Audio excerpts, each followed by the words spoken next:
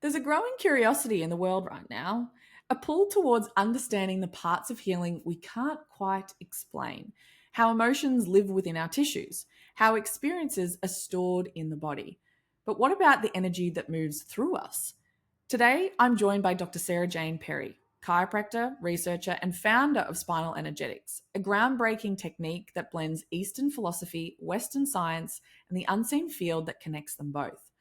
Sarah and I actually went to university together. She was the one sitting up the front, and I was the one up the back with a smelly can of tuna, as you'll learn in the episode.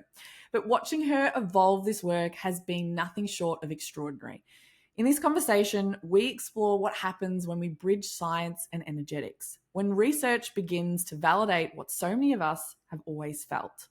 In this episode, you'll learn what spinal energetics actually is and how it works without physical manipulation, how energy, safety, and emotion are stored and released through the body, why the next era of healthcare will require both logic and intuition, and how your body's intelligence is always working for you, even when you don't understand it yet. This is a conversation about trust, courage, and the unseen layers of healing, the ones that don't show up on a scan, but you can feel in every cell of your being. Let's dive in.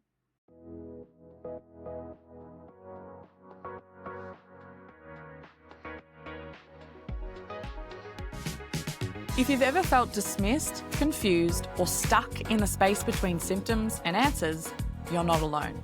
This is What's My Body Telling Me? With me, Dr. Anthea Todd, the podcast where we believe your body isn't the problem, it's the solution. Together, we'll explore how to understand the messages your body sends through symptoms, how to support yourself through every stage of life, and why functional health, medicine, and energetics are all key to understanding and supporting your body.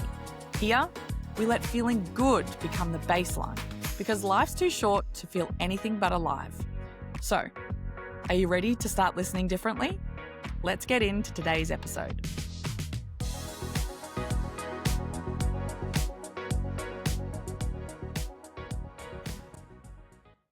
Welcome back to the What's My Body Telling Me podcast. Today we are joined by a very special guest, Dr. Jane Perri, who is a chiropractor. We actually went to university together and we're in the same year, but she is also the beautiful founder and creator of Spinal Energetics. Sarah, welcome to the podcast. Thank you, Anthea. Thanks for having me. And yeah, a bit different seeing you outside of the RMIT jail walls. Well, speaking of RMIT and our studies, you have created a different technique of your own called Spinal Energetics. It wasn't something that we were taught. I think having experienced Spinal Energetics myself and viewing other people experience it, what is Spinal Energetics for people who haven't ever experienced it or heard of it? Yeah, look, it's a hard thing to describe with words, as I'm sure you've heard me talk about it. You saw it before you felt it yourself. I can give you a rundown. It's essentially blending both Eastern and Western philosophies, if I can talk, together. And we're working within the energetic centers, so what other people might know as the chakras, as well as with the spine, as well as with the sacrum and the cervical spine, because that's where the most meninges are. And then as well as adding in the quantum field or energetic we work with. And again, I can try and describe what it is we are doing. Our belief system is that we are, essentially regulating the nervous system, taking people out of a sympathetic state into a parasympathetic state. And we're starting to see that more now with our practitioners are doing studies on it as we speak. We've got 2 of our students doing PhDs on spinal energetics. And, even ourselves monitoring heart rate variability, monitoring brainwave state. And what's been really exciting the last few weeks is we've had people looking at biological age and seeing the reduction in biological age, and not only the reduction, but then checking 6 weeks post-session, it's still remaining the same.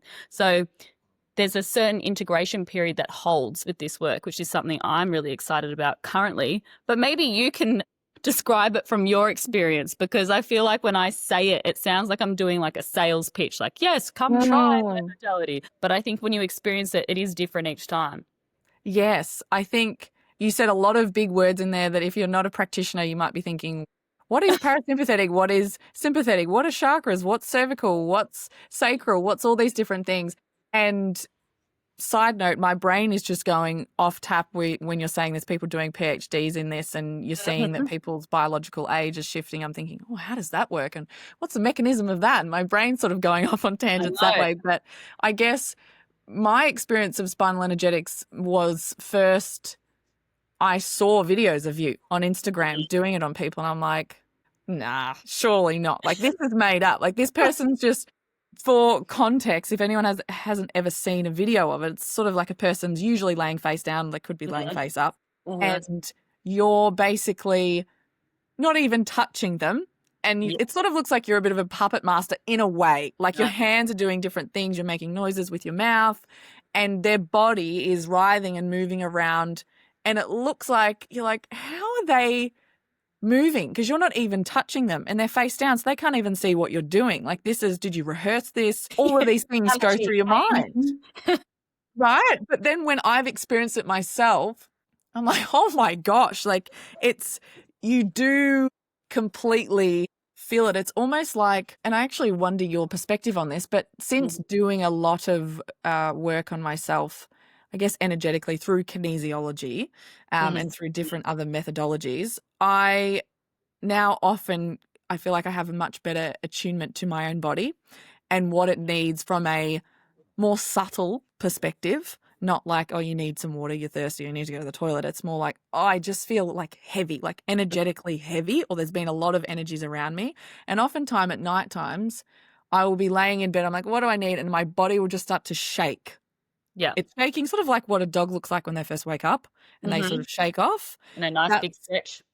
Yes, that's what I feel is happening with me. And I guess that's not at all what you do. I wouldn't say what I've experienced from your spinal energetics, that's what that is, but that would be probably the closest thing that I would experience in my general day that would relate to it. Yeah, it's a great analogy though, because again, like you said, you've created this kind of inner awareness now of the more subtle things that the body is actually telling you.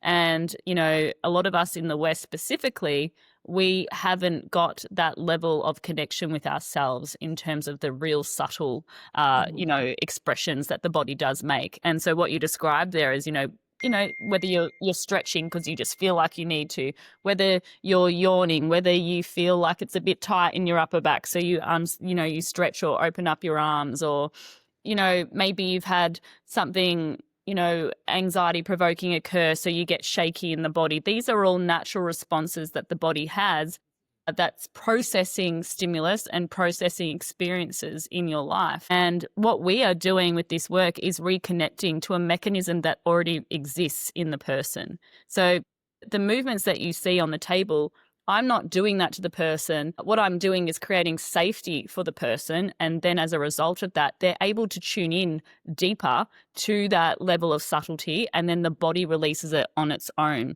And why I think that happens is we're changing the level of consciousness that the person is in. And what I mean by that, a lot of the time you'll see their eyes flicker up and down, and that's because they're changing into almost a state of sleep, but awake at the same time. So if you change the state of consciousness, you change the ability for the person to be aware of certain things in their body. And it does look like I'm pulling things out or pushing things here. And we do use sound because we bring in the idea of, shamanic perspective, where sound is also frequency, also energy, and also can be a form of healing, just like sound baths and other things that we're getting. And something else people might see is a breath change. Breath work's become a huge thing right now. We're starting to understand the power of breath. So when you see that change on a table, what the body then does as a result is something really incredible too. So it looks a little out there still for people, but when you break it down into almost bite-sized pieces, it actually is quite sensical work. And I remember your dad seeing it for the first time because I was a Cairo trip to Egypt, and I was working on our friend Steve because he wanted to try it. And I remember your dad in the corner looking and going, "What is going on here?" But even he took me aside and said that was really interesting to watch and to see, and to not only visually see it, but to feel the change in the room as a result of that session going on as well. And you've done one-on-ones with me, but then you also did the group session with me, which has another, different kind of form of experience as well. Because instead of it just being our energies resonating or co-regulating or whatever you want to call it, you now have a group of people with a group of energy that then gets to contribute to the healing, for lack of a better word, for the whole cohort. So it's interesting when you say energy, and this is because with my framework, I talk about medical functional energetic. And how I explain energetics and what I feel is that it's the things you can't see that create what you can see. And you could take that a lot of different ways, but there's sort of some people might be like, oh, what are you even talking about? That doesn't make any sense. Well, Wi-Fi, you can't see it, but you know it works. Yeah. Different frequencies of sound. We know dogs can hear different sounds that we can't hear. We know, or possibly we don't know, I actually just learnt this recently, with wavelengths of light, when you wake up in the morning and the birds sing, and then with sunset, the birds are singing. The birds are actually detecting UVA light waves that we can't see, but the birds can see. So there's this, sometimes we think, well, if we can't see it, we can't test for it, then it doesn't exist. But we can feel that it works. People choose that though. Like, I guess, Wi-Fi connects, so it exists. So it's tangible. There's an outcome. So they don't really care about how it works, just like the microwave. All I know is I put my food in there, it gets hot. So they don't question about the energy that's required for a microwave to work. Even AI, that's really essentially an energetic tool. So it requires water. It requires, a certain amount of energy to work. But people are they're distant from it because it's not so tangible. And that's why we wanted to make this work more tangible, because energetics does get a little bit of a rap like that. Like, it's not real, I don't believe in that. Whereas when you do a spinal energetic session, there should be something tangible that's occurred, so that belief system of, oh, how does this work? This can't be true, gets dismantled pretty quickly, even if they don't really understand the ins and outs of exactly how it's working. Because even I don't. A lot of my thoughts on it are hypotheses, or they're what I've found or observed through subjective analysis. I don't necessarily have too much objective tools yet at this stage, but I know that we are going to get there, and I know that this will be shown. Kind of like Joe Dispenza, people thought he was crazy initially at the start as well, and it drove him to do more science and scientific studies to prove that, the meditation he does are doing something. And I guess it's almost, if I wasn't called crazy somewhat, at least initially, I wouldn't think I was pioneering something different. So it's kind of, it means I'm on the right track, as weird as that sounds. I think absolutely. And as you said, when you're doing something and you're thinking, just before we got on the call, we were talking about how's your business going and all the things. You're like, oh my gosh, don't even get me started. There's all these things that are going on. And I feel like I was listening to a podcast with Gwyneth Paltrow this morning. She's talking about Goop. And she said, when I have founders come to me, or people that are pioneering something, if they wouldn't do it, if like they just decided not to do this decision, would they be okay? She's like, if that's all right, then don't do it. Don't start the business. Don't do the thing. But if this is what you are meant to be doing, then that's the stuff that gets you through the hard times. It gets you through the people are calling you crazy. People are saying you don't have any proof. People are pulling you in every different direction. That's the stuff we're like, yeah, you know what? But I can't not do this. Yeah. And there's this inner calling, this inner knowing in you that you can so feel when I'm around you, or if anyone's ever been in a session with you, it's like, you know what, I don't know what the hell is going on, but I know something is, and I know it's working. Yeah. And sometimes when it's something new, you don't have any words for it. No, we don't yet. And that's because it is new, to us. There's other things, we were lucky enough to do chiro together. So there's been other, modalities and techniques, like even like sacro-occipital technique, or craniosacral therapy, or network spinal, or torque release, or BGI. These are all chiropractic modalities for those out there listening. And, these are concepts that we've touched on for a while, but even as a chiropractor, there's no way you would study chiropractic if it was because you wanted people to adore you necessarily. I think studying chiropractic really primed me to be okay with the fact that people aren't always going to align with what you, for like a better word, align with what your belief system around health is.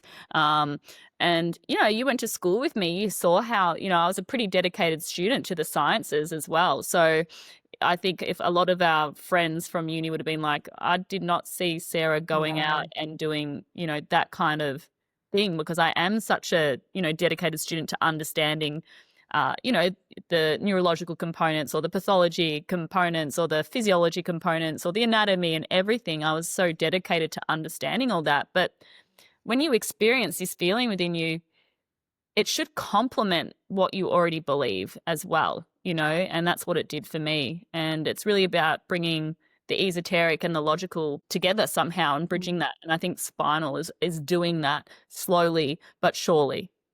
So, how did this come about? Because Mm. as you just said, like I knew you from university and you were sitting up the front and you were getting high distinctions and you knew Thank all you, the science Anthony. and you knew all the things. Well, I think you were getting high distinctions. You I seemed was like you knew getting what you're high talking distinction. about. Thank you. Yeah, absolutely. I was up the back eating tins of tuna and people were like, who's this person bringing stinky tuna into the lecture theatres? I do remember that. So I wonder, what was there a moment that it hit you? Did you wake up and you're like, oh my gosh, I've got all of this information now that I just feel like I know and it's coming about? Or was it you were piecing things together slowly? You always sort of had a feeling your whole life? Like, what was it that helped this come about? Yeah, look, it's been a bit of a journey, to be honest. I had worked for Dr. Carly Axford, who is the creator of spinal flow technique. So I worked with her prior to becoming a chiropractor. So she was the reason I went and studied at RMIT. So I was fortunate enough to have, I guess, a different look at chiropractic, in the sense it wasn't manual adjusting. It was this idea of, making touches on areas of the vertebra and getting changes. And I remember when I first had an adjustment or an entrainment with her, and I'd started working there, and she said, come in and jump on the table. And I did. And I remember thinking, she's not even touching anyone really. Like, this isn't going to do anything. Anyway, that night I went out for dinner and I couldn't even keep my eyes open. I had to go home and sleep. I got, I felt a huge difference. And that's when I first started thinking, I need to dedicate my life to whatever this is. And at that moment in time, the connection was chiropractic. So I went back and studied chiropractic and, really was a dedicated student to chiropractic. And I still am a very large advocate for it. I wouldn't be who I am without chiropractic. And I think the world is a better place because of chiropractors. And so that's first and foremost. But in my last year of uni, I kind of went deeper into network spinal, deeper into sacrooccipital. I did torque release as well. So these are all tonal techniques where you're basically making a very small contact that communicates with the spine in a way that works almost nonsensical in itself, because you're making very light touches. But where you're making those touches are places where there's areas of connection to get more safety into areas of disconnection. And so that had me thinking, and, my plan was to be a network chiro when I came out. That's what I was doing. And then the community for me, it's an aspect where I need freedom.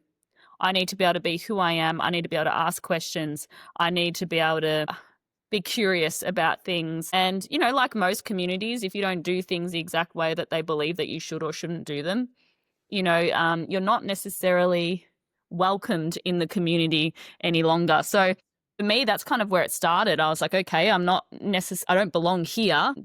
This is kind of an area where the weird chiropractors belong. So if I don't belong in this area, where do I belong? Mm. I started delving more into Reiki as a result. I did, a few levels in that. I started developing more skill set around esoteric acupuncture, which relates to, the meridians and acupuncture points and sacred geometric patterns.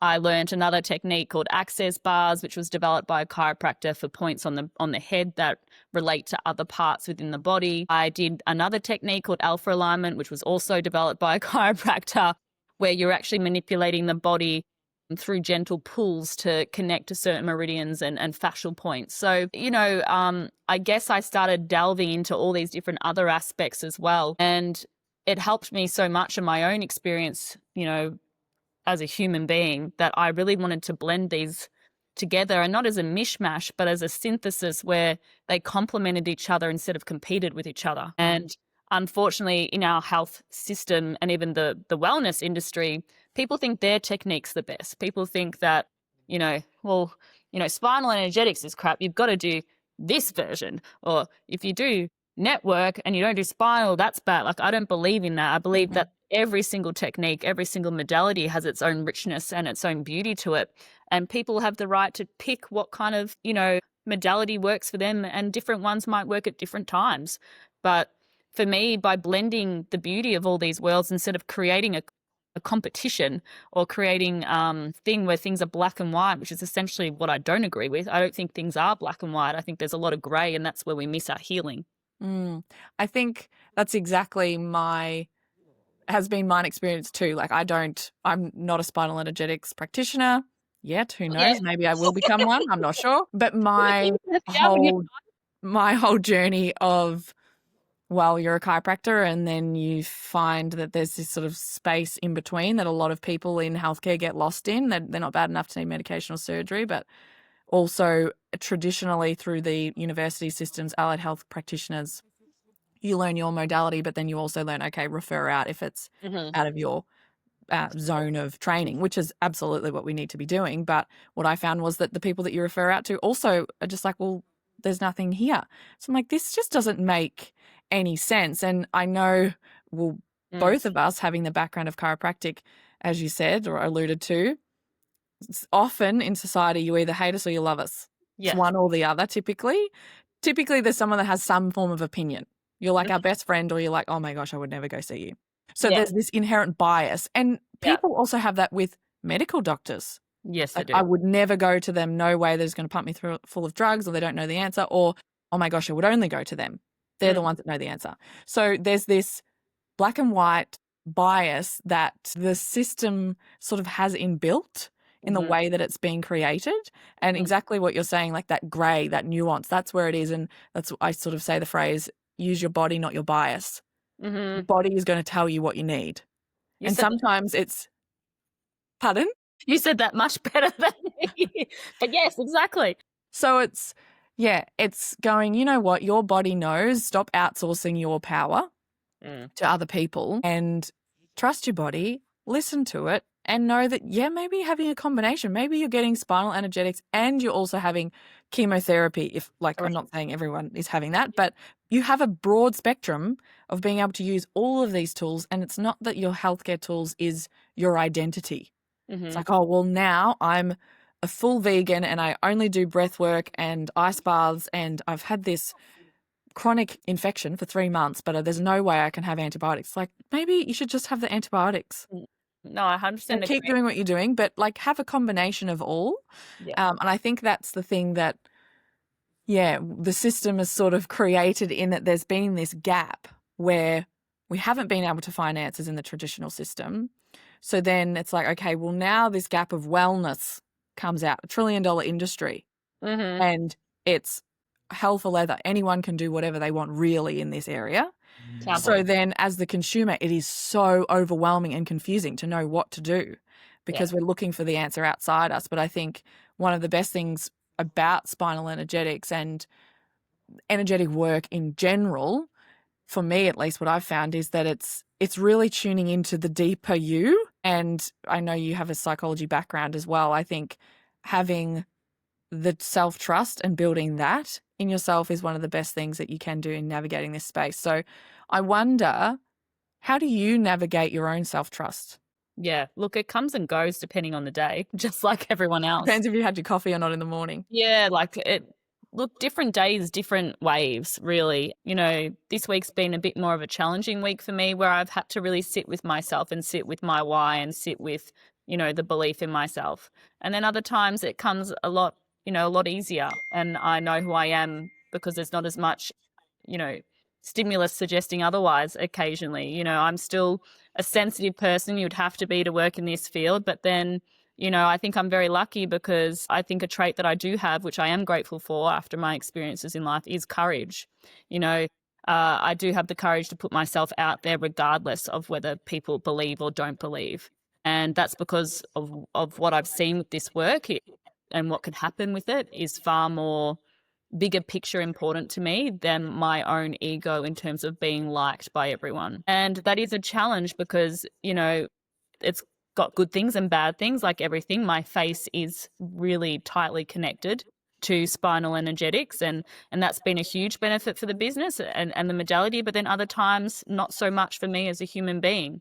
So, you live and you learn. If I knew what I knew now, would I have been as vocal about it? Probably not, but that's probably why I didn't know it. And I think it was important that I had that ignorance a little bit. I was like an excited kid. It was like I found something and I wanted to show everyone, you know. It's like I went to show and tell in class, and I couldn't shut up about it. I just wanted to show everyone because I thought they would see what I saw. And then you realize not everyone does see what you see, and that's okay as well. Lucky enough for me, I've had enough reiteration of my belief and what I've seen as well to be true, to be also other people's experience, which has been helpful. But, it's a polarizing technique, just like chiropractic. You either are going to be really drawn to it or really like that's not for me. So I think that's also when you're doing something quite right, because if someone's neutral about it, that's really not going to entice the response that this kind of work should be enticing anyway. And the thing I love about it the most is that voice inside you, which you were just talking about, listen to your body. I think a lot of us don't have the ability to listen to our body because we're not connected enough to it. And spinal energetics really helps make that voice louder. And it did for me. And, I go through different stages. At one point, meditation was a really big thing for me. At another point, Pilates was, even though that's not necessarily a spiritual practice, it was an outlet for me to get closer to myself.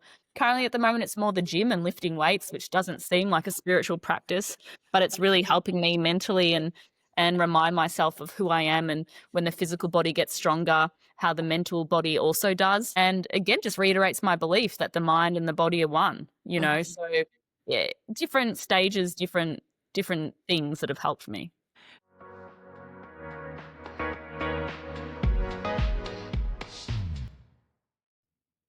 How many times have you been told everything looks fine while you still feel exhausted, bloated, anxious, have skin issues, period pain, and totally feel off? Without saying it, people are thinking it's all in your head. But you know something isn't right. Your body knows it too. And let me tell you, your symptoms, they aren't random. They're messages. Messages that blood tests don't always pick up because they only show a snapshot in time. Great when you're bad enough to need medication or surgery, not so great when you want to make sense of your body. If you really want to understand what's happening beneath the surface, that's where Test Your Fundamentals comes in. This isn't just another test, it's a functional health tool that gives you real answers. Using HDMA, or hair tissue mineral analysis, it gives you a 3-month report card of how your body's been functioning, internally and externally, showing exactly why you're feeling the way you do. Unlike standard blood work, HDMA can detect nutrient imbalances, heavy metals, and deficiencies that could be wreaking havoc on your hormones, mood, metabolism, and gut. So instead of guessing what supplements you need or throwing money at another miracle diet, this gives you real, personalized answers about what your body actually needs. Here's how it works. You'll get a personalized HDMA test, a breakdown of your results in plain English, access to practitioner quality supplements, and a step-by-step lifestyle recommendations tailored to your 4 fundamentals. So you know exactly how to support your body your way. Your body isn't broken and it's always working for you. You just need the right tools to listen. That's what Test Your Fundamentals gives you. So if you're ready to stop guessing and start taking action, head to femalefundamentals.com.au and order your Test Your Fundamentals hair test today. There's also a link in our show notes.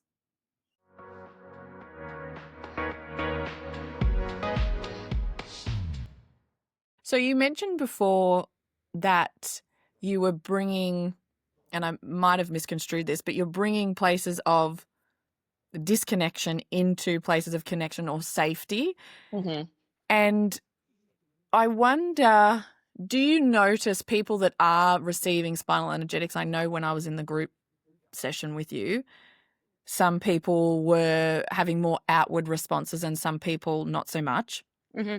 Is that to do with the level of safety and connection they feel in their body to begin with, or why might that be? So things like cathartic responses, it can be for a few reasons. It can be because you've created an environment of safety, so they feel safe enough to express. Also, we all have different versions and different ways of expressing whatever layer is coming up for us in that session. Sometimes that's outwardly, where you see the body moving. Sometimes that's an emotional release. Sometimes it's a yawn. Sometimes it's laughter. You would have heard some people laughing in that session as well, uncontrollably. Other times, you're very still. Other times you can't quieten the mind. That doesn't mean it's not working, just like in meditation. The meditations that you need the most are probably the ones that you, A, don't want to do, and B, are finding that you didn't really meditate at all during that. And that's not necessarily true. It's just that it wasn't as gratifying to you in that current moment. And that's the thing with spinal. It's sometimes more gratifying than other times. But it's also the beauty of it. Every session is so different and it's unpredictable that, it's your body that takes charge of whatever that release is. It's not a conscious choice. So I don't want to ever make anyone feel like they're not doing it right. Clients sometimes think if they didn't have that large response, they didn't do it right. And that's not what this is about. Whatever happened is the right way of happening. And I guess there are different levels of connection within oneself and different levels of safety. You can see that in the sessions when people first start, they might have more of a trauma release, or they might have a bit more of a flow that doesn't look so cohesive and it's a bit more sporadic. And then as the body becomes more aligned, the nervous system becomes more actually, streamlined, the body itself starts moving in a more cohesive way, which represents the cohesion that's occurring within as well. So the movements can be a representation of the inside externally, but it's not the only way. We've had clients who don't move much at all, but have a huge experience, but it's more internalized. So I kind of look at it more like a personality. Some people are a little bit more extroverted and some people are a little bit more introverted. Neither's right or wrong. It's just different expressions. And it seems like what you're saying is creating the safety to be able to express whatever needs to be expressed in however it needs to be expressed. That's what true expression is, I suppose, in and of the word. Yeah. I'd say that's probably something I really pride myself on as a practitioner, is to have people feel comfortable with me very quickly and to feel like they can be their true self, regardless of the worst parts of them and the best parts of them around me, and know that they won't be judged for it.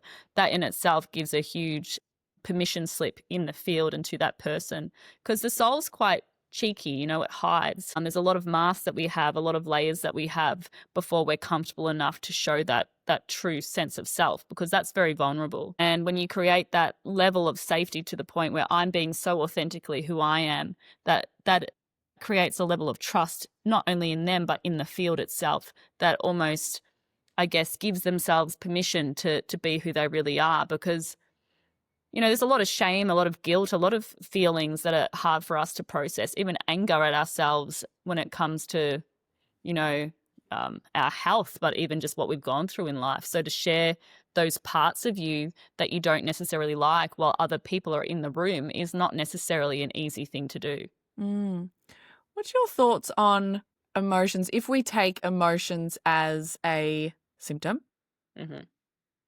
and we could have a symptom of sadness, but we could also have a symptom that's of endometriosis, of cancer, of something that's a physical, tangible thing that you might be able to see.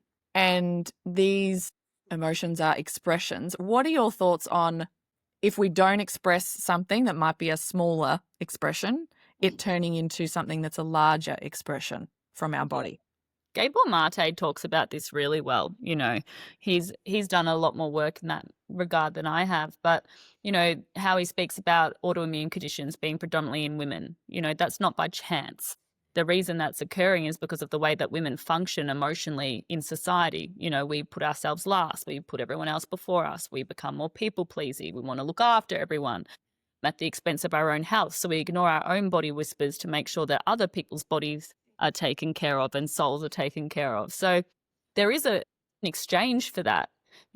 For some of us to be a good woman, we have to do those things, but that's a societal construct. It's not actually a natural construct for ourselves. Otherwise, we wouldn't be getting sick from it. So there's a balance with everything. I think there's a natural, maternal instinct that happens with women. Yes, of course. And that is more our role, but to the level that we now do it isn't obviously cohesive to our health. There's other diseases around that he speaks on that can be predicted quite easily based upon, traumas or emotions that you have experienced in your lifetime. So we're starting to see, I don't want to say trends because that's not necessarily the right word, but things where we can connect experiences to actual physiological or physical diseases as well. We've got like Bruce Lipton who talks about epigenetics and how we can change our genes and how we're not necessarily maybe we're born with a certain predisposition to a gene, but whether it gets turned on or not can be a result of our environmental factors and our experiences in life too. So there's a lot to it. And I would say emotions aren't as uninvolved as we believe them to be currently in the West. Chinese medicine did it really well when they talk about, the organs. They all have metaphysical reasons, and there's a reason for that. The liver stores anger or frustration. If we looked at that in terms of the Western society as well, maybe we could create better outcomes for our clients as well, or our patients. So that's something to consider. I think we're ignorant to ignore that there's other aspects that contribute. And we do that by treating the body like a machine, or like an unintelligent machine that's just this meat thing that moves around, and the soul and the human and the emotions is a completely separate side to that. I disagree. Yeah, I think anyone could disagree. Like I recently went through a relationship breakdown and I couldn't eat for a month. No. So emotionally, my physical body was being affected.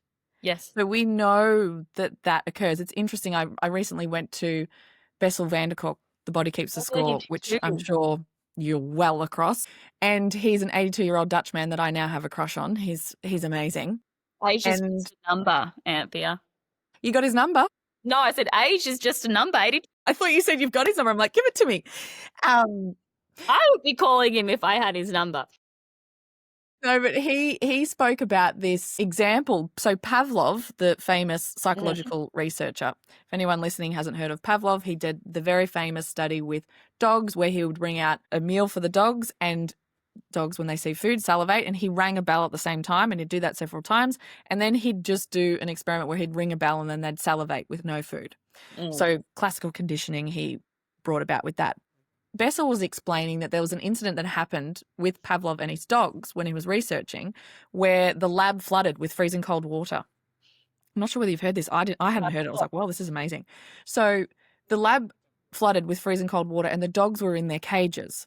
The dogs didn't drown, but the water went up to their chest level, height, freezing cold water. So freezing cold water was a stress stimulus. The dogs were stressed, but the dogs couldn't move. They couldn't get out of it because they were in their cages. They got rid of the water. They all survived, all good. And then they went on to keep doing the studies that they were doing, but the dogs weren't responding how they were. They changed, their responses were changed. And Pavlov was like, why are they changing? We haven't changed anything else with the experiment. This makes no sense that they've changed how they're behaving. And they're like, oh, well, we had this flood in the lab and this. He goes, oh, okay. So the message from this was that the dogs had a stimulus to, you're stressed, you need to move. And that's what our stress hormone does, cortisol. It's giving our body and our organs, our muscles, the resources it needs to be able to get out of the threat, to run, to fight, to do things. So when we don't move or we can't move, that's when trauma stays in the body. And this is exactly what Bessel van der Kolk was talking about. He's worked with people from Hurricane Katrina, from 9/11, incest survivors, a lot of different people from a lot of different very severe traumas. And he said the people that couldn't act on how their body wanted to, they couldn't express what their body wanted to, that's when their body held on to it. So I find it really interesting what you're talking about and what we can cultivate in ourselves just in general life is being able to, one, connect to our body and then also express what it wants to express, obviously within reason. You're not going to be like, I'm angry and I want to punch someone, so you're going to punch them. Like you're not going to do that, right? But it's being able to be connected and then express that in a healthy way. And I know I used to think that I was very connected to my body, but looking back now, I'm so much more connected than what I used to be, which is great because anyone listening, if you feel disconnected, you are inherently connected. You just need to remove some layers. Yeah. So I used to I'd probably cry once or twice a year. Now I probably cry once or twice a week. Yeah. But it's great. When I cry, I'm like, oh, I feel so much better afterwards. Sort of like after you've had an orgasm. It's like, oh, really? I've actually just expressed it. I'm not holding on to it. But before that, my mum would often come into my room when I was a teenager and she'd be like, what's going on? What's wrong? And I'd be like, I don't know. Like, I actually don't know. She's like, oh, are you sure like this? And like trying to prompt me. My mum's lovely, you know, she's amazing. And I'm like, I just don't know. And you asking me what's wrong and me not knowing is agitating me more. So stop asking me because I don't know. And that was how disconnected I felt, because being able to express the anger, the sadness, the things that I felt like I couldn't express were held in. But what I found is building safety and having connection with different practitioners or different friends, or finding myself in safer environments, or just creating that safety within myself, then the expression comes. Yeah. So it's really interesting what you're describing with that safety and expression route. Well, I love what you said with Bessel, because what we notice is people are almost going through their experiences, not consciously, but physically on the table. So people might look like they're running on the table because it's events that they never got to run from. The temperature might get really hot to represent like anger in the body that they never got to have that fight release from. Some people get really cold or stay very still and before they move, and that's kind of, replicating the freeze response. So these responses that it's almost like a story started and they weren't able to participate in the way that they wanted to, so it's stored in the body, and then they get to re-experience it in a way that's possible for it to finish the loop in their unconscious on the table. And similar to you, a lot of the time they don't really know what is exactly happening, but they know it's a release. And we think that that's happening because the brain is essentially protecting itself from reliving the trauma again. So it's just the body releasing it and closing that loop. Another thing that I want to touch on is they recently did a study with mice in terms of ancestral trauma. And what they had these two mice, I'm going to say the story wrong, someone will write in and be like, that's not true, but it's you get the gist of this Your story. understanding of it, yes. Yeah, so they had these mice and they had some stimulus to create a fear response in them. And then these mice then had children, and they did the same stimulus and the same response happened, even though those mice were never exposed to the stimulus. And it happened again when they bred the mice again. So it shows that even these stimuli, just because they weren't there at the moment in time, doesn't mean that something like that isn't passed through generations as well, which I found exceptionally interesting. And even the physiological responses of tears, where you were talking about whether we're crying a happy tear or a sad tear, they actually look different under a microscope. So there's a different release depending on the emotion that's associated with the tear as well, which I find so interesting. Yeah. But it's so interesting, and also yet like a no-brainer, because you're like, yeah, well, I feel different when I'm crying and I'm happy versus when I'm crying and I'm sad. You actually feel different, and feelings aren't just some thing that's like a random, like there's a concoction of different chemicals that are causing you to feel certain things. Hello, what happens when you take different drugs? Mm-hmm. People take drugs to feel different things. People have alcohol to feel different things. Or to not feel at all. Exactly. So we have the pharmacy within us already. We have to. We've got the receptors there. The only reason those drugs work is because they've got a receptor to bind to. The reason we can get addicted to cigarettes is because we've got nicotine receptors. Just like DMT. We've got DMT receptors that relate to our melatonin. There's the only reason these drugs can work is because they've got something within our innate intelligence to collaborate with. And what we're essentially attempting to do with spinal, especially level 2, we've got different levels in terms of the modality. We're attempting to create that experience where it's almost, akin to, say, something like a psychedelic experience, but without needing the external medicine, and creating that medicine within yourself to have the experience, which means that you've got less chance for instability because it's coming from your own intelligence within, so your own scaffolding, so that, you've learned to crawl before you walk. And all of those things, as opposed to maybe taking something external and going from 0 to 100, where that integration could be much harder as well. So the only reason I think these things kind of work is because we have that chemistry within us. And, to bring up Dr. Joe again, he has a pineal gland meditation that he only does at a certain time of the day. And the reason he does it at that certain time is because that's where melatonin is produced highest in our bodies. And with melatonin being the precursor to DMT, that encourages a different kind of lucid experience for your meditation than what you would if you had it at a different time. So even time is integral. So whether people have a session in the morning to whether people have a session at night, it's going to be different on your experience even from that regard. And we know that with blood tests. Mm-hmm. We Mm-hmm. know that if you eat something before a glucose test or for different fasting ones, it's going to respond differently. But we also know if you get certain ones done in the morning or at nighttime, it's going to be different levels. Like your thyroid level is going to change from morning to night. But the Yep. reason why they don't say take it morning and night is because if it's really bad, it's still going to be really bad. Correct. So it's still going to be out of the range. Doesn't matter. It's going to alter, but it's still going to be out or in the range.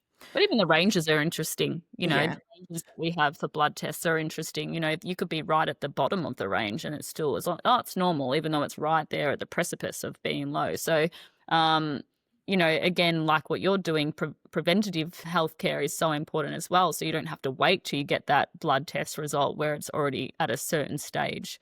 But Mm. even stool tests, I have to do a stool test for my nutritionist, and I had to go on antibiotics. Yes, I did. Yes, I'm a spiritual worker who went on antibiotics. And you can't have a stool test until you've had antibiotics out of your system for 2 weeks because it's going to affect the results. So a lot of these things, you know, they make sense. We're already aware of it. I think our disconnection is emotions in the body.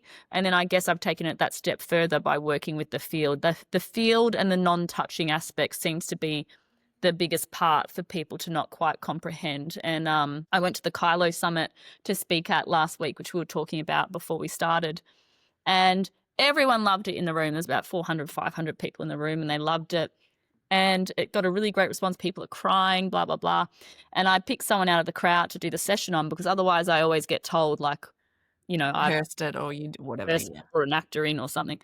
And then I went to the toilet after and everyone's congratulating. Oh, I loved it, which is, you know, amazing.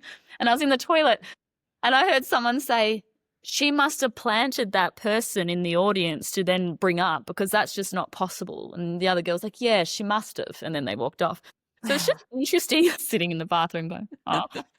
It's just interesting that our level of skepticism is so large in our own inherent abilities that it must be fake in order for that to be true. And I think that's actually a sad thing for society because no wonder we're in the health crisis we're in, because to believe in something like that must be far worse than to not believe and be unwell instead.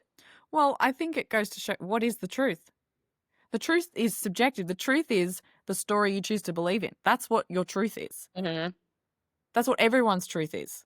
Yeah. And we know this placebo effect. Mm-hmm. Yeah. Science, medicine uses a placebo effect, which is literally the power of, well, if you believe this thing's going to work, it's going to physiologically change you.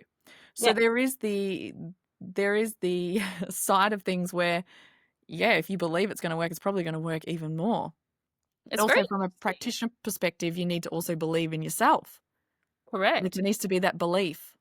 It's so strange to me when people like will say, well, spinal energetics could be a placebo. And I say, well, a lot of medicine's a placebo. The mechanism of action isn't even known by a lot of the pharmaceuticals, which is fine. You know, that's good and well.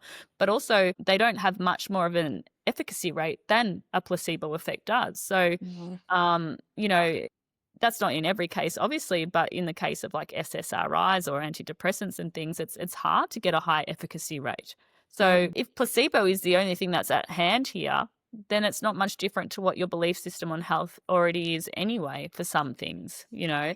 I think that just goes to show that people are like, well, if it's placebo, then it doesn't count. It's like, well, then what you're saying is what you believe of yourself and the world doesn't count. I would say that's the only thing that counts. Mm-hmm. Like who cares how something happens? If you feel better, keep doing it. Mm-hmm. Like if you feel better, you're not harming anyone else. It doesn't matter. No. Why do you feel like it has to have proof for other people? Because that's really for another person's perspective. If it's working for you, then that's what I think. Yeah, it's so true. And people are so willing to judge people on their beliefs around certain things as well. Like, so I think that's the other thing that people want science for, so that they can be like, see, I told you what I felt was real. And I can understand it. But, you know, we've seen the placebo or the power of the mind work numerous times over the years where, you know, I think, I can't remember the book it's in. It might even be a Dr. Joe book. I can't believe I'm talking about Dr. Joe so much today, but I am. Where they accidentally told the wrong person that they had malignant cancer at a certain amount of time to live, and they died during that time frame. And in the autopsy, they realized he didn't have cancer at all. They told him the wrong result. So if you believe something so strongly, there is a cost to that, both good and bad in some cases, I'm sure. Even when you tell someone the side effects of even a session, for example, or the side effects of a drug, they're around 40% more likely to experience that side effect from just being told it. So, to underestimate what that means and how, I guess, in tune our mind and our beliefs are to our body and our health is something that we all need to really be aware of as well. 100%. 100%.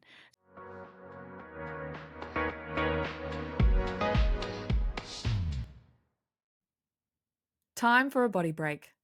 Pause with me here. Take one slow breath in and just notice what's happening in your belly right now. Does it feel tight, relaxed, no appetite, or a ravishing appetite? Maybe it's a little fluttery. There's no need to fix anything. This is about noticing. Sometimes it might feel like we need a medical degree to understand our body, but sometimes all we need to do is just listen.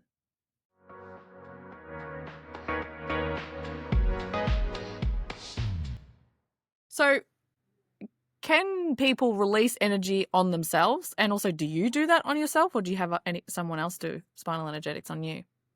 You can do it yourself. We've got a few different versions of self-healing techniques that we haven't quite released yet, but yes, you can. The thing with the practitioner is it's almost like, can you go to the gym by yourself? Yes, but having a PT or a personal trainer might change that experience for you a little bit as well. But even something like a TRE exercise, a trauma release exercise where you're working with the tremor in the psoas muscle and in the legs, is something that you can do yourself. It may not necessarily be working with the field as such, but you are working with the emotional storage in a certain muscle, or because the psoas is where we store a lot of our emotions, okay, especially as females. And by doing that, you're igniting a natural shake it off response that creates a spinal wave to a degree as well. So that's something that people can do at home if they're interested. Google TRE by Dr. David Bichelli.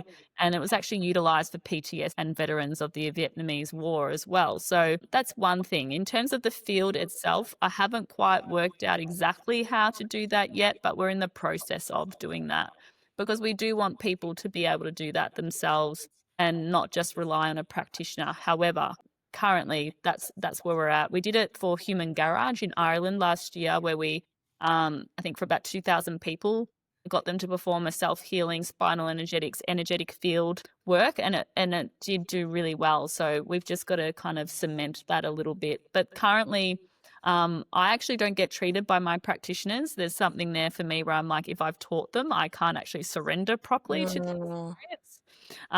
So I still have my own kind of energetic people that I see outside of people that I've taught. But because, it's kind of essentially come through me, there are aspects, like you were saying, in the morning where you wake up and if you tune into yourself, you can feel where you need to stretch.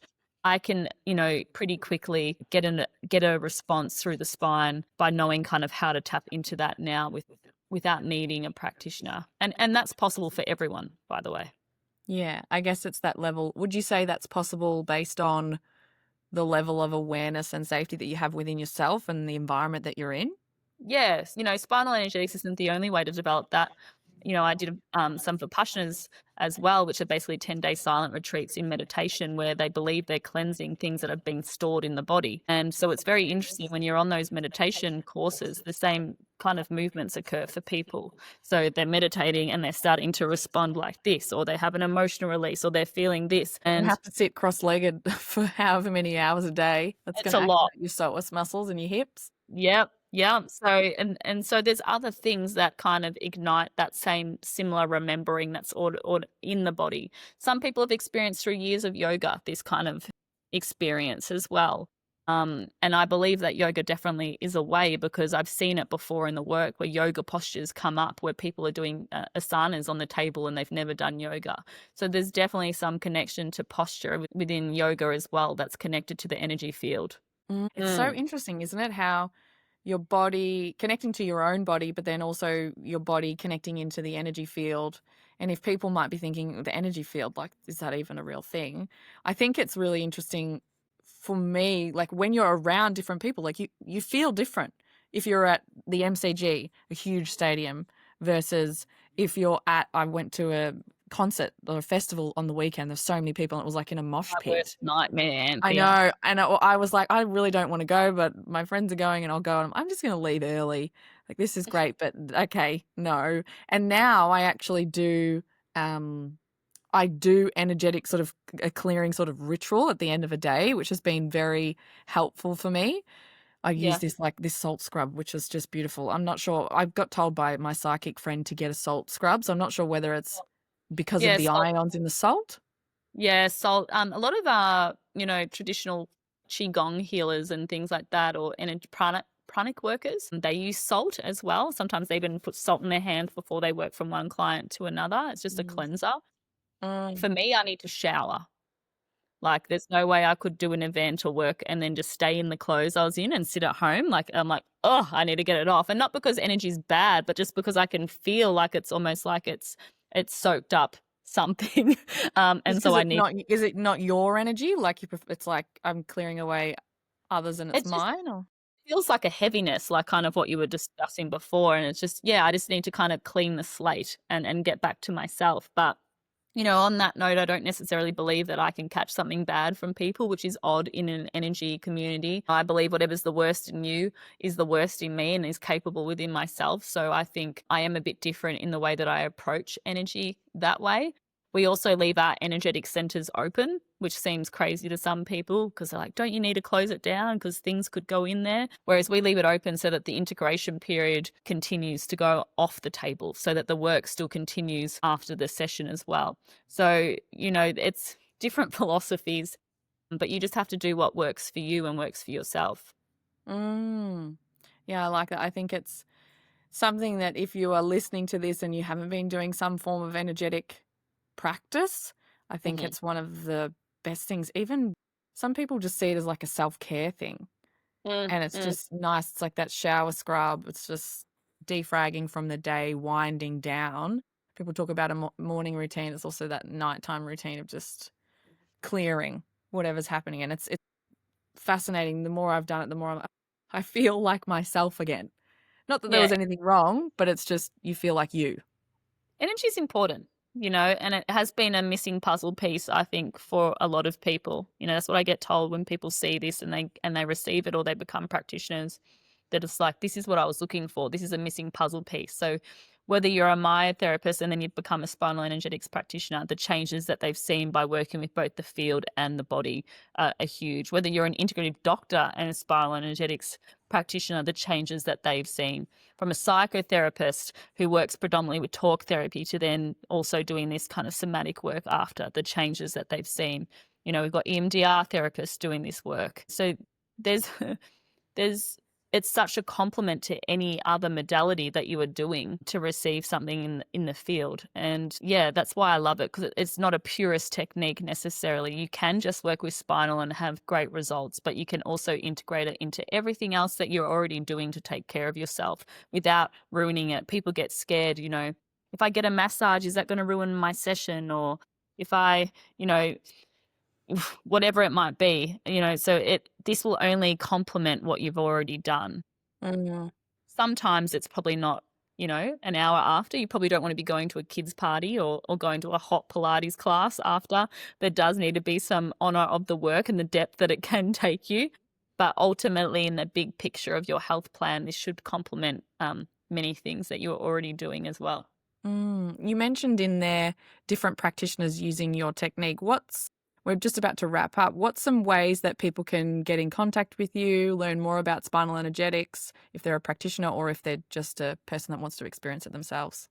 Yeah, so spinalenergetics.com, that has a list of all our courses that are currently open. We have one online course, which is just a little bit hard to get into right now. You have to have formal qualifications before we allow people to do that one, just because you don't get that one-on-one time with us as much as we think you probably would require to work safely in this work. But otherwise, we do 4-day courses all over the world. If you want to get in touch with me, Dr. Sarah Jane Chiro on Instagram is probably the easiest way, or even Spinal Energetics Instagram too.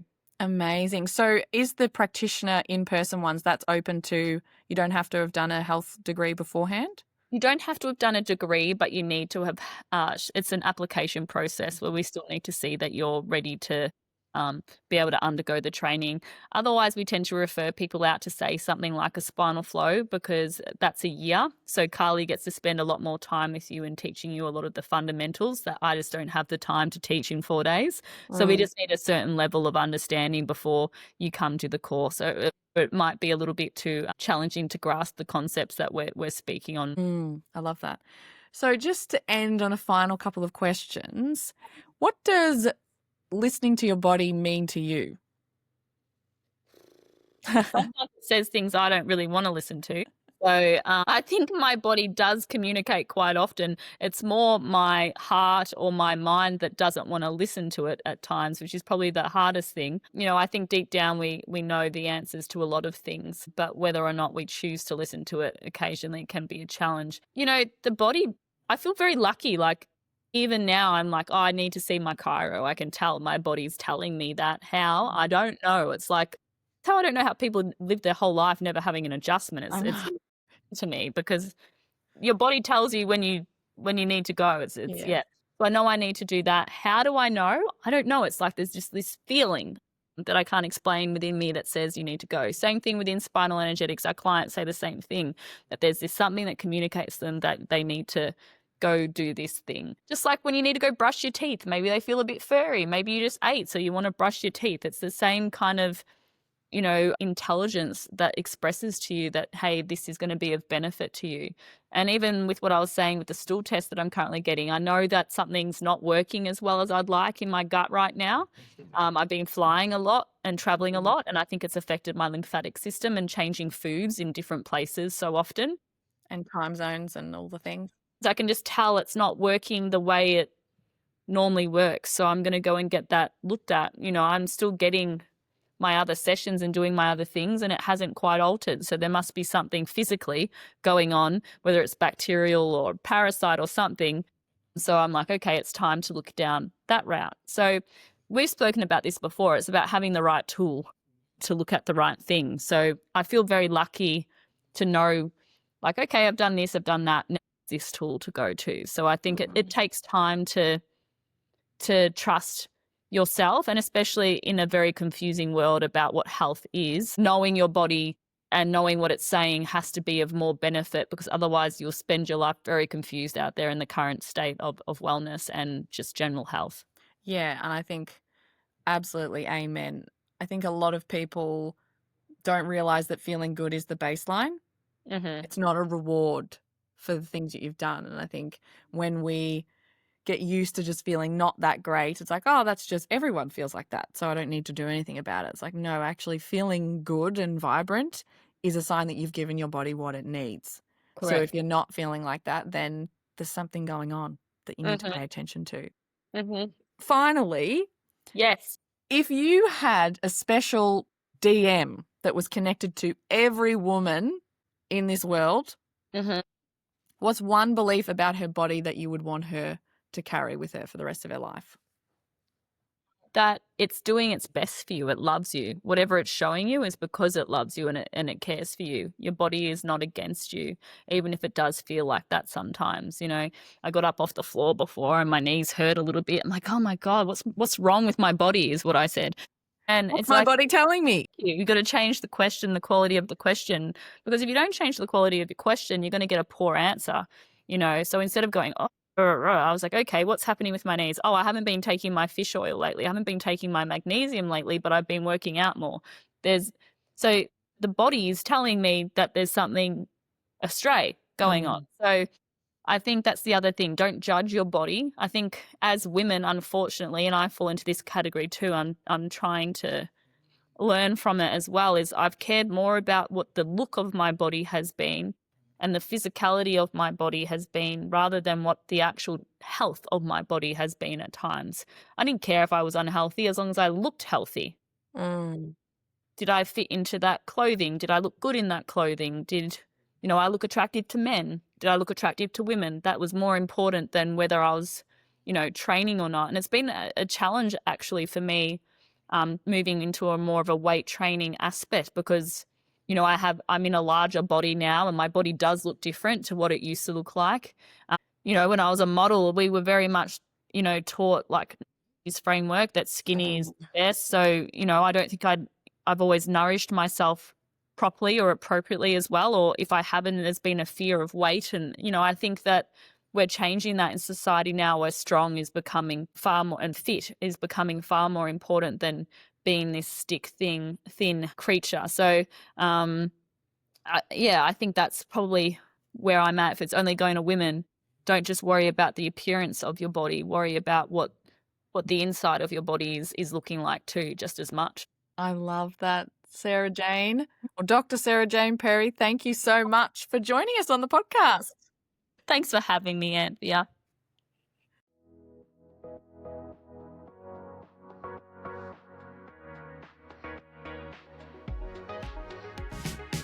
If this episode resonated with you, take a moment to think of the woman in your life who might need this too. Maybe it's a friend who's been feeling exhausted, a sister searching for answers to chronic symptoms, or someone who just needs the reminder that feeling good in her body is her natural baseline. And if you haven't already, subscribing is the best way to spread this message and make sure you keep getting the answers and resources you need. Together, we're redefining how women connect with their bodies. And I'm so grateful to have you as part of this community. So, I invite you to get curious with me. If your body isn't the problem, it's the solution, what do you think your body's trying to tell you today?